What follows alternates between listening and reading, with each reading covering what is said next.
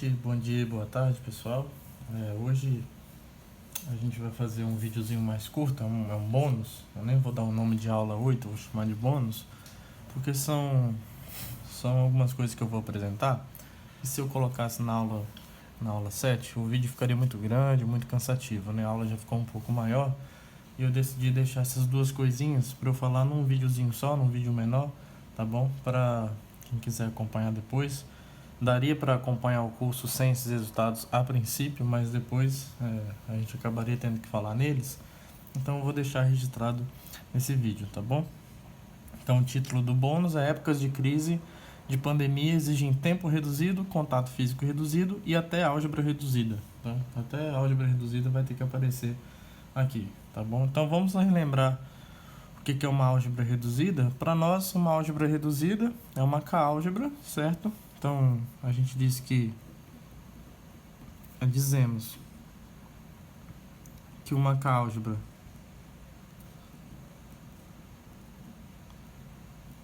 A é reduzida se ela, como anel, é um anel reduzido, tá?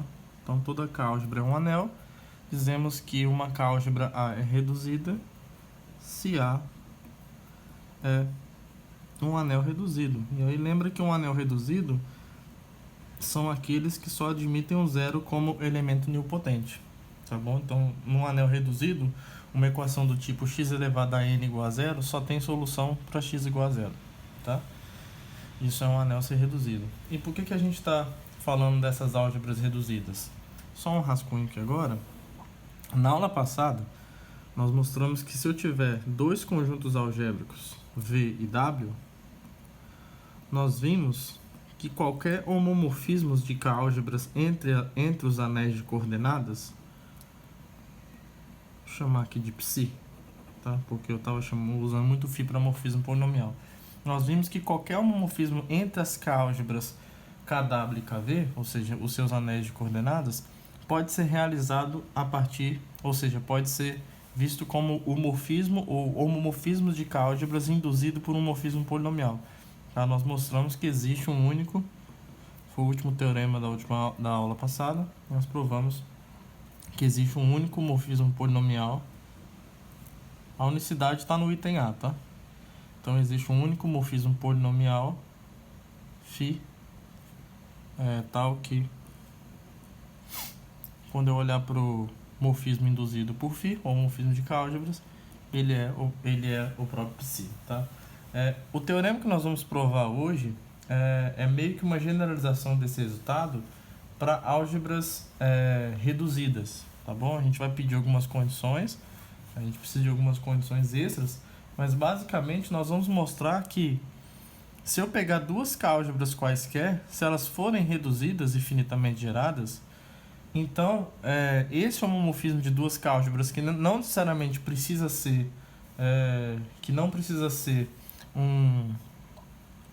anéis de coordenadas de conjuntos algébricos, no fim das contas, esse homomorfismo se comporta como se fosse um homomorfismo induzido por algum morfismo polinomial, tá bom? Então, no enunciado do teorema, que nós vamos enunciar agora, a gente vai dar uma noção precisa para isso, tá bom?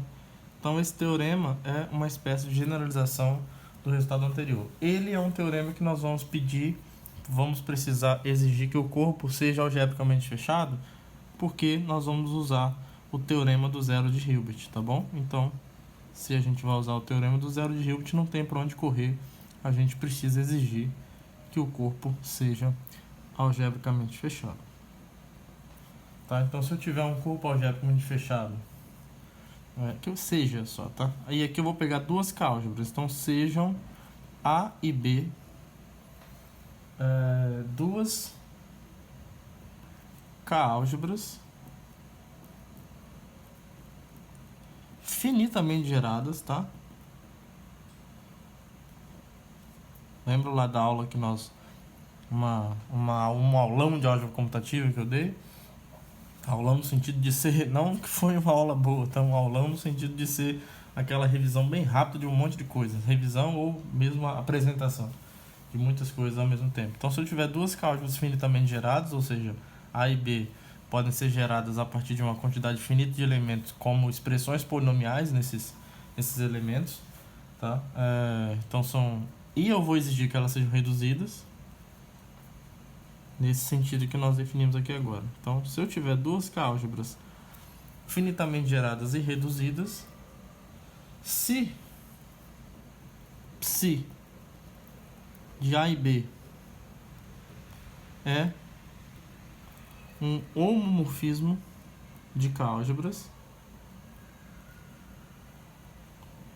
é um homomorfismo de álgebras, então, olha só o que vai acontecer. Existem conjuntos algébricos afins. Percebe que no enunciado eu não falei de nada. Na hipótese inicial, a gente não está dizendo que A e B são provenientes de conjuntos algébricos, tá? A gente não está dizendo que isso daí são anéis de coordenadas de algum conjunto algébrico específico, tá bom? É uma hipótese bem algébrica mesmo, tá? A gente nem tocou no assunto de conjuntos algébricos. Mas a gente vai mostrar que, no fim das contas, se eu tiver um homomorfismo de álgebras reduzidas, então existem conjuntos algébricos. Dudu tá participando da aula. Ele é um cachorro que odeia cachorro. É impressionante. Ele não é um vira-lata, mas tem síndrome de vira-lata. Então, existem conjuntos algébricos V em ANK e W em AMK, e um morfismo polinomial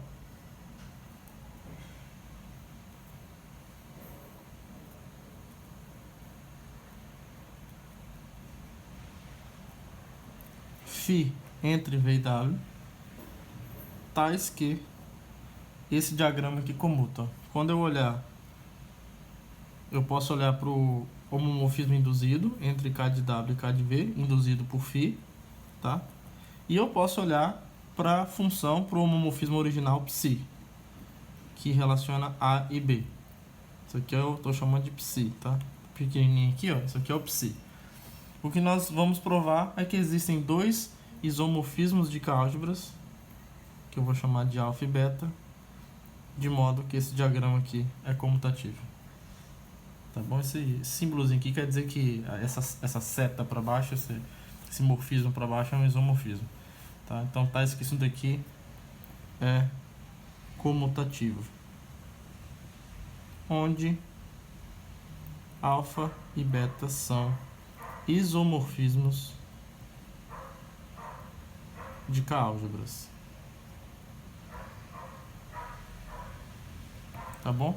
Então, um corolário imediato desse resultado é que toda álgebra finitamente gerada que é reduzida é isomorfa ao anel de coordenadas de algum conjunto algébrico, tá? Porque uma vez que a gente tiver provado esse teorema, sei lá, pega uma álgebra qualquer A, considera a identidade. Isso é um isomorfismo de álgebras, tá? Então isso aqui está dizendo que existe um V de modo que conjunto algébrico e um W de modo que um V só, né? Porque aqui vai ser o mesmo conjunto, a mesma álgebra. Se você pegar isso, você vai ter aqui A, aqui você vai ter K de W, ou K de V com K de V, ou K de W com K de V, mas aqui em cima você vai ter um isomorfismo, tá? Então aqui embaixo, como aqui embaixo você tem um isomorfismo, aqui em cima também vai ser um isomorfismo, tá bom? E em particular, tendo esse alfa aqui como um isomorfismo, eu vou ter que o A é isomorfo a algum K de W, tá bom? Eu acho que ficou um pouco confuso, vou explicar de novo. Ó. Pega um A qualquer, uma álgebra finitamente gerada reduzida qualquer. Então considera a identidade de A para A. Você vai conseguir esse diagrama comutando, onde esse alfa aqui é um isomorfismo de álgebra, tá? Então, em particular, A é isomorfo a um anel de coordenadas de algum conjunto algébrico. Acho que agora ficou um pouco mais claro, tá? Então vamos provar esse resultado. Para provar esse resultado, a gente vai provar o resultado que eu comentei com vocês, que nós provamos na aula passada, tá? A gente vai usar que se eu tiver um homomorfismo entre K de W e K de V, aqui é um V, tá? K de W e K de V, corrijam aí se vocês estiverem copiando. Então isso daqui, entre essas álgebras, pelo teorema da aula passada, a gente já sabe que ela pode ser realizada a partir de um morfismo polinomial. Então a gente vai usar esse resultado para provar o resultado, esse teorema agora, tá? Então como é que a gente prova esse resultado? Bom, a primeira coisa é usar a definição de você ter uma álgebra finitamente gerada, tá? É daí que vão aparecer esses MN lá, que vão ser os tamanhos de espaço afins adequados para coletar os conjuntos algébricos de modo a obter aquele diagrama comutâneo. Tá bom? Então, a primeira coisa que eu vou usar, eu ainda não vou usar que A e B são reduzidos. Eu vou usar primeiramente que elas são álgebras finitamente geradas. Na definição original, trata-se, como A e B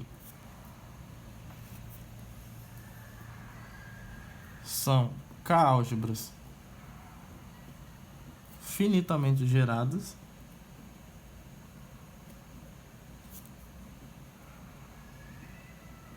são K-álgebras finitamente geradas, então existem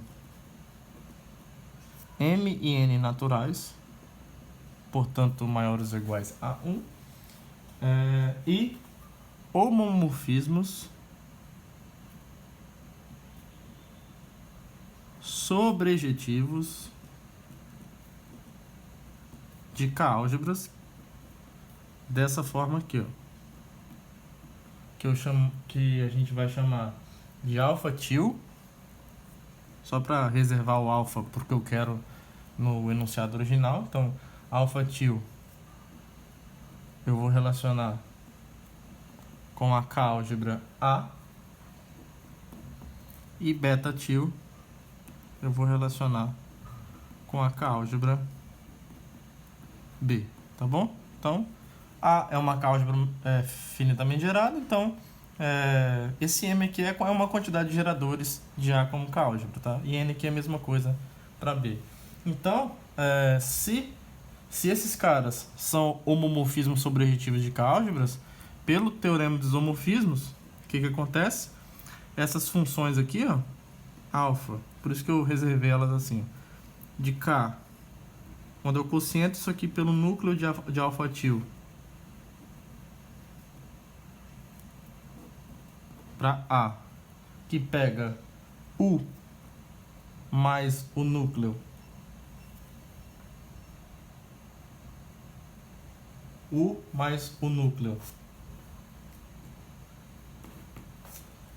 de alfa-til e leva em alfa-til de U, e depois beta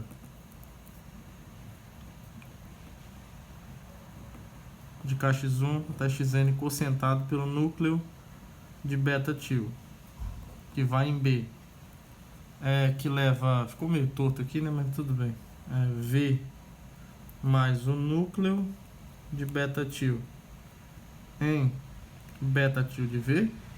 Essas aqui são as aplicações quocientes induzidas por cada uma delas, tá?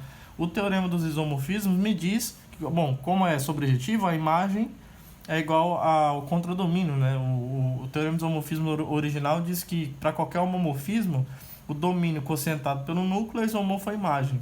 Aí, como elas são sobrejetivas, as imagens são A e B mesmo, tá? Então, quando eu quociento pelo núcleo, isso dá a imagem, isso dá as álgebras inteiras no sentido de ser elas todas, tá? E portanto isso aqui, pelo primeiro teorema de isomorfismos, são isomorfismos de K-álgebras. Então a gente já achou quem vai fazer o papel, a princípio, dos isomorfismos que eu estou procurando. Lembra que o diagrama original que eu quero aqui, é alguma coisa relacionada a A e alguma coisa relacionada a B, tá bom? Ainda não está claro que isso aqui é um K de W, que isso aqui é um K de V, mas a gente vai ver que é. Tá? Aguenta só mais um pouquinho, tá bom? Então, isso aqui são isomorfismos de K-álgebras, beleza? Então, como que vai aparecer conjuntos algébricos aqui, Para nossa alegria, o núcleo de um homomorfismo é um ideal do domínio, do anel, que é o domínio do homomorfismo de anéis envolvidos, nesse caso de K-álgebras. Então, por exemplo, o núcleo de alfa-til é um ideal no anel de polinômios de M indeterminadas. Então, eu posso considerar o conjunto algébrico induzido por esse ideal, tá? Então, eu vou chamar de W, nós vamos chamar de W. Então, seja W o conjunto algébrico induzido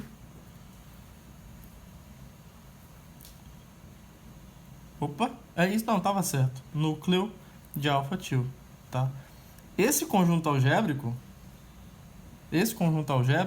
como aqui o núcleo de alfa-til é um ideal de um anel de polinômios com M indeterminados, então isso aqui está no espaço M-dimensional, tá? E vou chamar de V o conjunto algébrico obtido a partir do ideal núcleo de beta, que é um ideal em Kx1 tá Xn, e, portanto, esse conjunto algébrico aqui mora no espaço n-dimensional, certo? Agora, o que acontece se eu aplicar... Porque eu gostaria muito que esses quocientes aqui, ó, vamos olhar para o enunciado original. Os alfa e beta que eu quero são assim, ó, sai de K de W e sai de K de V. Eu gostaria que isso aqui fosse um K de W, esse domínio, e isso aqui fosse um K de V. Só que para isso daqui ser um K de W, o núcleo de alfa-til tem que ser o I de W. E para isso daqui ser um K de V, o núcleo de beta-til teria que ser I de V. Mas vamos ver que isso acontece de fato. Por que isso acontece? Olha, primeira coisa, como alfa e beta são isomorfismos de anéis, são isomorfismos de anéis, pode ser, é de K-álgebras também. E A e B são anéis reduzidos,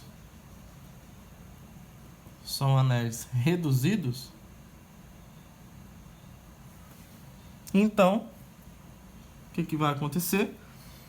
Essa propriedade de ser um anel reduzido, ela é invariante por isomorfismo de anéis, tá? Então, esses dois quocientes vão ser anéis reduzidos também. Então, esse anel aqui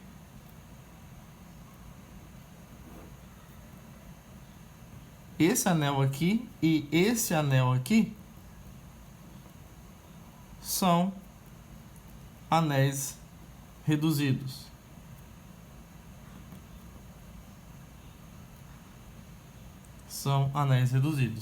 Agora, foi algo que eu comentei na última aula, ou na última, ou na penúltima, não sei, acho que foi na última, que um anel quociente ele é reduzido somente se o ideal pelo qual eu estou quocientando é um ideal radical. Tá? Eu acho que eu deixei até como exercício para vocês. Então, se esses anéis aqui são reduzidos, isso implica... Tira esse ponto daqui. Isso implica que tanto o núcleo de alfa-til quanto o núcleo de beta-til são ideais radicais em seus respectivos anéis, tá? Então, o núcleo de alfa-til é um ideal radical do anel de polinômios em M indeterminadas, e o núcleo de beta-til é um ideal radical do anel de polinômios em N indeterminadas. Agora, pelo teorema do zero de Hilbert, agora a gente consegue mostrar, então, que aquilo que eu disse para vocês que seria importante mostrar, que o I de W é o núcleo de alfa-til e que o I de V é o núcleo de beta-til. Então, pelo teorema do zero de Hilbert, forte, o perigoso, pelo teorema do zero de Hilbert, eu posso aplicar ele, porque na minha hipótese eu estou exigindo que o K seja algebricamente fechado. Quem é o I de V? Bom, I de V é o I, o V nós definimos como sendo o conjunto algébrico associado ao núcleo de beta-til. Pelo teorema do zero de Hilbert, é nessa igualdade que eu vou usar, aqui, ó, isso aqui é o radical do ideal núcleo de beta-til. Só que nós acabamos de ver que esse ideal ele é um ideal radical, então o radical dele é igual a ele mesmo, tá bom? E, analogamente,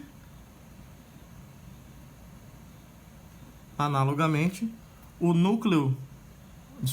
I de W, núcleo não, o I de W é o I de V de núcleo de alfa-til, que vai ser o radical do núcleo de alfa-til, pelo teorema dos zeros de Hilbert, só que isso daqui também é o núcleo de alfa-til, tá bom? Então, esses dois anéis aqui agora, e esses dois isomorfismos que nós conseguimos, ó, alfa e beta, são isomorfismos entre o anel de coordenadas de W e A e o anel de coordenadas de V e B, tá bom? Então, logo, a gente conseguiu isomorfismos assim, ó. Obtivemos isomorfismos de K-álgebras alfa, que saía daquele quociente, ó, esse quociente aqui agora é justamente o K de W. Então, K de W em A e beta de K de V, do anel de coordenadas de V em B, tá?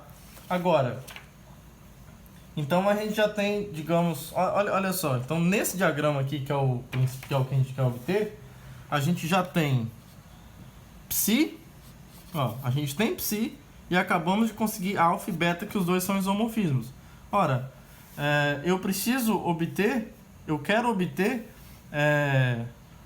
para eu poder aplicar o teorema da aula passada para encontrar esse morfismo polinomial, eu preciso de uma coisa que sai de K de W e vai em K de V. Mas agora isso é fácil, porque olha só, eu já tenho esse isomorfismo que joga o K de W aqui para o A, por meio de psi eu vou para B, e aí o beta, como ele é um isomorfismo, eu posso olhar para a inversa dele. Então, se eu pegar a composição nessa linha aqui, ó, eu vou ter um diagrama comutativo, porque eu já estou tomando como composição, e vou ter um homomorfismo de K-álgebra de KW de K de V. E aí a gente pode aplicar o teorema da aula passada nessa composição. É isso que a gente vai fazer agora, então. Certo? O nome que a gente vai dar para essa composição a gente não deu nome, eu não vou dar um nome específico, tá? Observa o seguinte, ó. Note que beta a menos 1, que está bem definido, composto com psi, composto com alfa, isso é um homomorfismo de K-álgebras que sai de quem? Ó? Alfa sai de K de W e vai em A. Aí do psi, do A vai para o B. E depois do beta menos 1 joga o B para o K de V. Tá? Então eu tenho esse homomorfismo de K-álgebras.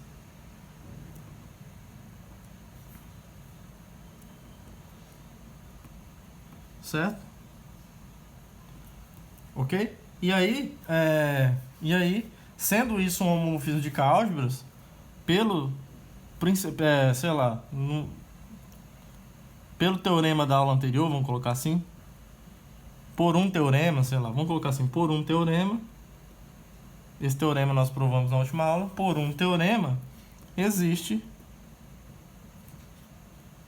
conjuntos algébricos. Desculpa, os conjuntos algébricos já estão dados, né? Existe um morfismo polinomial. Um morfismo polinomial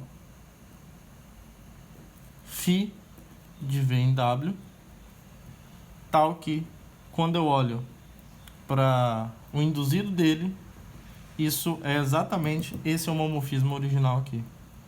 Tá bom? E aí acabou, porque o diagrama como está agora é só uma consequência desse resultado, dessa igualdade, tá? Esse diagrama como está, quer dizer, beta composto com induzido de φ ser igual a psi composto com alfa, só você jogar o beta para o outro lado aqui, tá?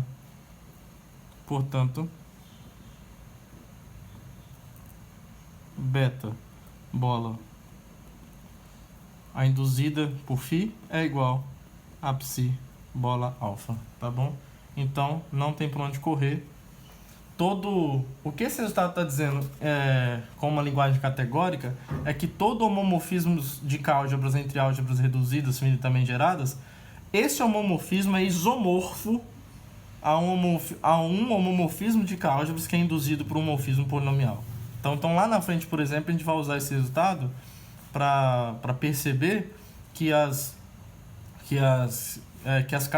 categoria, por exemplo, dos conjuntos algébricos munido dos morfismos polinomiais é equivalente à categoria das K-álgebras finitamente geradas que são reduzidas, tá bom? Então, isso aqui dá uma certa equivalência de categorias A gente não conhece ainda o termo o sentido técnico para isso ainda, mas é uma das aplicações que a gente pode ter desse resultado, tá bom? Então esse teorema, eu acho ele fantástico, maravilhoso. Uso que nós provamos anteriormente, uso o teorema do zero de Hilbert, tá? E um corolário, é o que eu falei para vocês. Corolário, se A é uma K-álgebra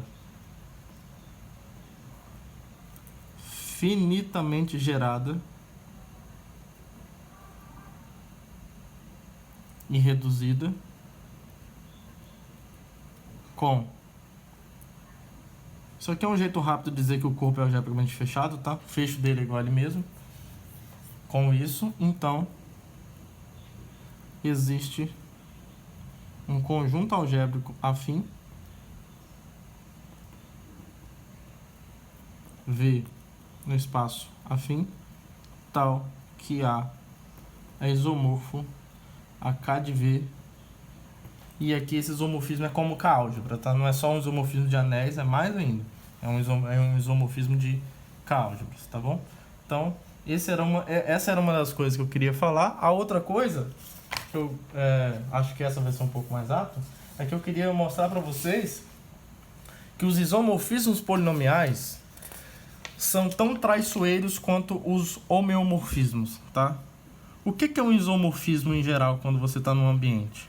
Por exemplo, quando você está lá em topologia, a noção de isomorfismo para você é o que nós chamamos de homeomorfismo, porque é uma função que é uma função contínua, cuja inversa também é contínua. Então, é uma função que tem inversa, e essa inversa ela tem a propriedade adequada daquele ambiente onde você está. Então, a propriedade adequada para uma função vou dizer assim, na categoria dos espaços topológicos é a continuidade. Então, um isomorfismo nesse ambiente é algo que tem uma inversa que satisfaz essa mesma propriedade. Ou seja, então você tem uma função que é contínua, cuja inversa é contínua. E aí você dá um nome para isso, homeomorfismo. Tá? Quando você está em anéis, então um isomorfismo de anéis é uma função que é um homomorfismo de anéis, cuja inversa também é. Tá? Só que dentre esses dois exemplos que eu dei para vocês, eles têm uma pequena diferença. Nos anéis, quando você está no ambiente dos anéis, eu vou evitar o termo categoria por enquanto, quando você está no ambiente dos anéis, se você tiver um homomorfismo de anéis e ele já for uma bijeção, então você consegue mostrar que a estrutura algébrica presente ali é suficiente para você provar que essa função inversa que existe também é um homomorfismo de anéis. Tá? Toda vez que você tem um homomorfismo de anéis e essa função é uma bijeção, a inversa você consegue mostrar que necessariamente também é um homomorfismo. Ela preserva a estrutura do ambiente. Tá? Isso não acontece no ambiente dos espaços topológicos. Tá bom? Você pode muito bem ter uma bijeção contínua sem que a inversa seja uma função contínua. Tá? E o que nós vamos ver num exemplo aqui é que nesse ambiente dos conjuntos algébricos e conectando eles via morfismos polinomiais, a noção de isomorfismo polinomial é traiçoeira, assim como os homeomorfismos são. Tá? Você ter um morfismo polinomial que é uma bijeção não vai ser o suficiente para você provar que a inversa ela também é um morfismo polinomial. A gente vai dar um exemplo aqui de um morfismo polinomial que é uma bijeção, tá? Que é uma bijeção, mas a inversa não é um isomorfismo de K-álgebras, tá bom? Então, como é que a gente mostra isso? Vamos lá. Vai depender da seguinte definição em um exercício que eu vou deixar para vocês. Então, primeiro, eu vou definir o que é um isomorfismo polinomial. A definição vai ser mais ou menos o que a gente conhece nesses outros ambientes, tá? Então, se eu tiver dois espaços afins, ou dois conjuntos algébricos, né, afins, dizemos que φ de V em W é um isomorfismo polinomial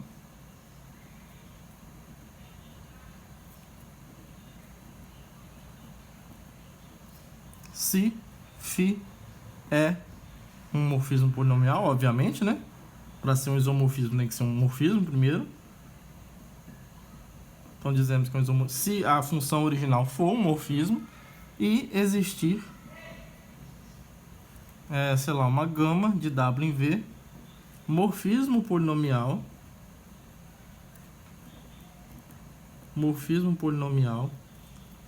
tal que gama bola φ é a identidade de V e φ bola gama é a identidade de W, tá bom? Então você tem uma inversa, cuja inversa também é polinomial. E aí, um exercício que eu vou deixar para vocês, que vocês vão provar ele com muita facilidade, usando o teorema da aula passada, é o seguinte, ó. Uma maneira de você detectar se um dado morfismo polinomial é um isomorfismo é você olhar por homomorfismo induzido entre as álgebras, tá? Então, vocês vão usar o que nós chamamos lá no teorema de propriedades funtoriais do homomorfismo induzido para provar que φ de V em W é um isomorfismo polinomial. Isso aqui é um isomorfismo polinomial se e somente se quando eu olhar para o morfismo induzido entre as álgebras, isso daqui for um isomorfismo de álgebras. Tá bom? Então isso aqui fica para vocês como exercício, tá? De novo, prometo para vocês que não é difícil. Não é difícil mesmo. Certo? Então, vamos dar um exemplo aqui então de um morfismo polinomial que é uma objeção, mas que não é um isomorfismo polinomial. Então, olha só, para mim, eu vou pegar K, um corpo algebricamente fechado,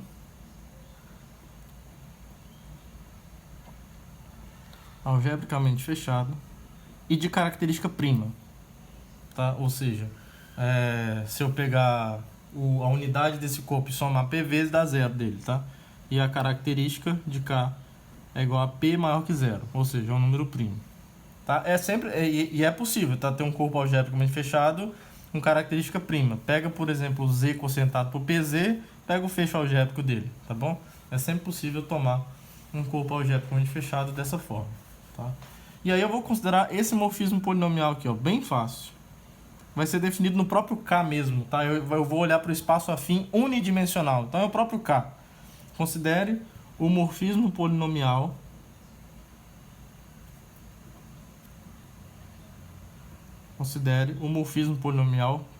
φ que sai do espaço afim unidimensional sobre K, é o próprio K aqui, tá? É o K. Se você quiser escrever K aqui, ao invés do A1K, não tem problema. A1K, que pega T e leva em T elevado a P. Tá bom? Então, isso é um morfismo polinomial. Observe, por exemplo, que a expressão é um monômio, né? O polinômio que você pode olhar aqui é o x elevado a P. Tá? Agora, isso aqui é bem interessante, porque o fato de φ ter característica P me diz que isso aqui é um homomorfismo de anéis, tá? Nesses corpos aqui, realiza-se o sonho da maioria das pessoas que tem problema com produtos notáveis, e isso daqui acontece, ó. S mais T elevado a P é S elevado a P mais T elevado a P, tá? Nesse corpo, isso aqui acontece. E esse daqui já acontecia mesmo. Isso aqui não precisava nem ter característica P. Tá? O anel comutativo, a gente está supondo que o anel é comutativo, tá? Então, eu tenho isso, o φ é um homomorfismo de anéis, tá bom? Agora, se ele é um homomorfismo de anéis, para eu saber que isso aqui é injetivo, basta olhar para o núcleo dele, tá? Então, primeiro, como a característica de K é igual a P, então, φ, esse morfismo polinomial é um homomorfismo de anéis. tá? Eu quero mostrar que ele é uma bijeção, tá bom? Eu quero mostrar que ele é uma bijeção e depois mostrar que ele não pode ser um isomorfismo polinomial. Então isso aqui é um homomorfismo de anéis, tá? Agora, observe quem é o núcleo de φ. Bom, se alguém tiver no núcleo de φ, olha só o que vai acontecer. Ó. Se t tiver no núcleo de φ, é porque t elevado a p é zero. Agora, se o t elevado a p é zero, não tem problema que K tem característica P, ele ainda é um corpo, tá? Se alguma potência dele dá zero, ele tem que ser zero. Isso é um domínio de integridade. Então, o núcleo disso só pode ser o zero. E aí, isso aqui é um bom jeito de mostrar que φ é injetiva, tá? Porque como φ é um homomorfismo de anéis, então, um critério para saber se ela é injetiva ou não é olhar para o núcleo. Então, eu tenho que φ é injetiva. E o fato do corpo ser algebricamente fechado já me garante imediatamente que essa função ela é sobrejetiva, tá? Por que φ é sobrejetiva? Vamos lá, ó. Vou mostrar para vocês. Por que φ é sobrejetiva? Então eu vou pegar, ó, então seja U pertencente a 1K, tá?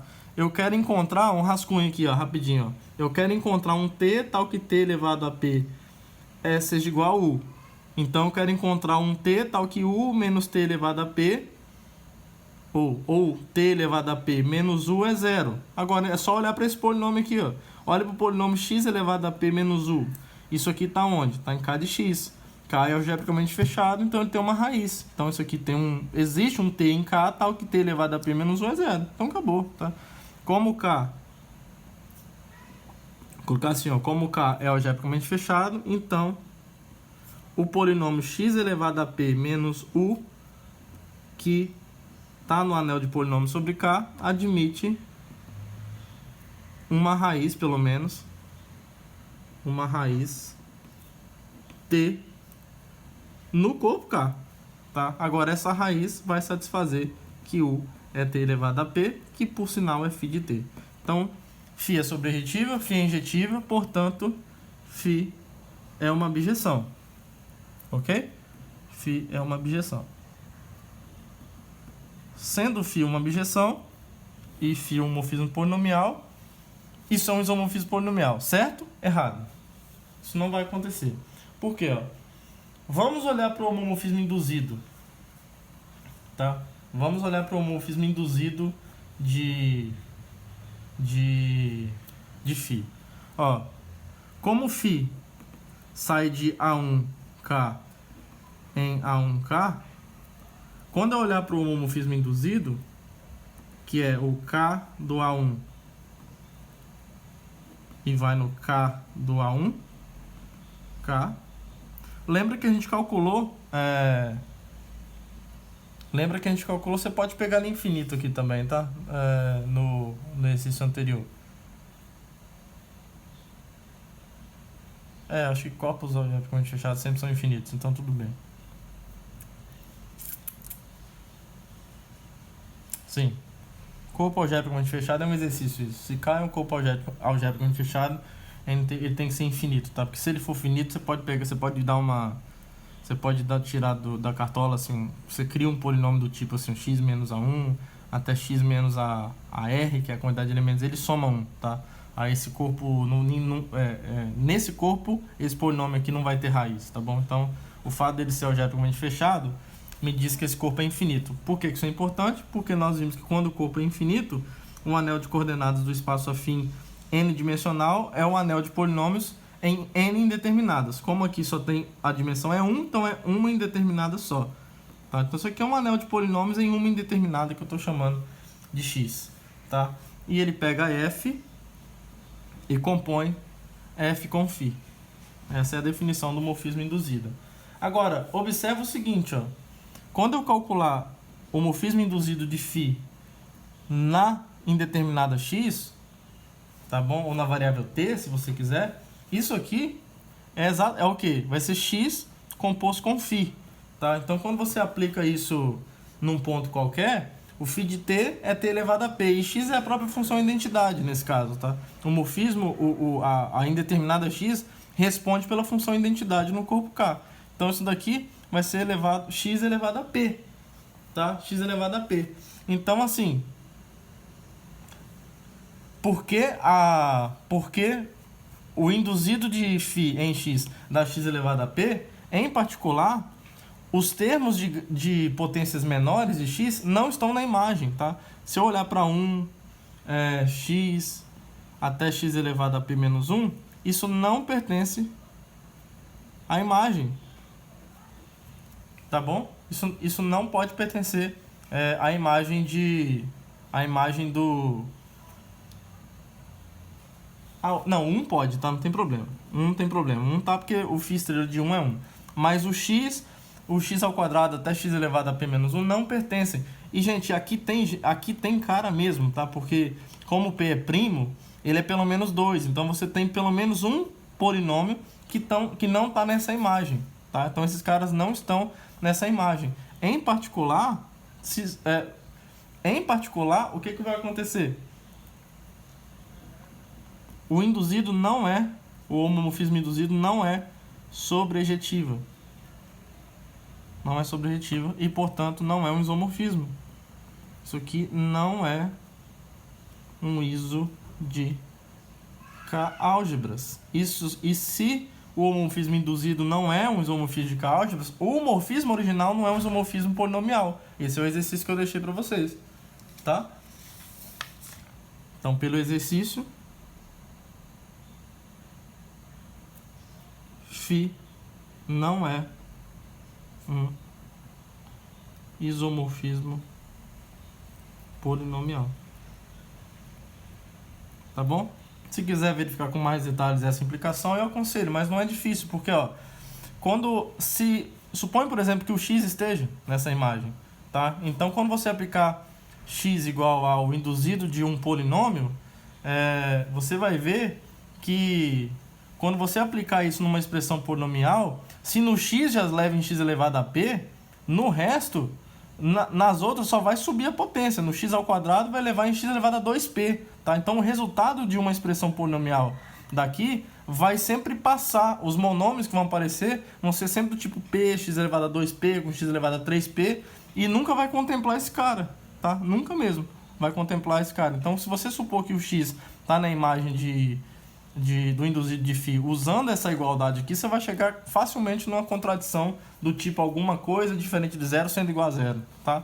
Então, façam isso aqui com detalhes se vocês quiserem, tá bom? Eu aconselho, tá? Mas a ideia é essa, tá bom? Então, por hoje é só, era um bônusinho aí, e com isso, com isso a gente mostra que os isomorfismos polinomiais são traiçoeiros, tá bom? Então, só ser um morfismo polinomial e ser uma abjeção não é suficiente para garantir que a gente tem um isomorfismo polinomial.